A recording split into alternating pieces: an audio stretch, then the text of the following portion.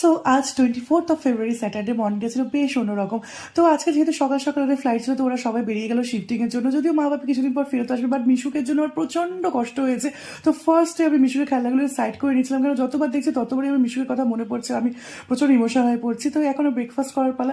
তো মা বয়েল একটা করে রেখে গেছিলো, তারপরে আমি একটু ব্রাউন ব্রেডটা শেখে নিয়ে পিনাট বাটার লাগিয়ে একটু ব্রেকফাস্টটা শিখলাম, কারণ আজকে প্রচুর প্রচুর কাজ রয়েছে, সেগুলো করতে হবে। তারপরে আমি একটু ডাল সিদ্ধ বসিয়ে দিলাম, মাছ ভেজে নিলাম, তারপরে একটু লাঞ্চ করে নিলাম। এটাই ছিল লাঞ্চের মেনু। তারপর সন্ধ্যেবেলা সন্ধে দিতে গেছিলাম দোতলায়, আমাদের মিশুকের রুমের পাশেই আমাদের ঠাকুর ঘরটা। তো ওখানে গিয়ে আমি আবার ইমোশনাল হয়ে পড়েছিলাম প্রচন্ড মিশুকের জন্য। তারপরে নিচে নেমে এসে ভেলপুরি জোগাড় করছিলাম। জোজো আর রকি ফোন করে বলে, দিদি ভাই তোমরা তো একা, তুমি তো একা আছো, আমি যাচ্ছি। তাহলে হ্যাঁ চলে আয়, সবাই মিলে একটু মজা করা হবে।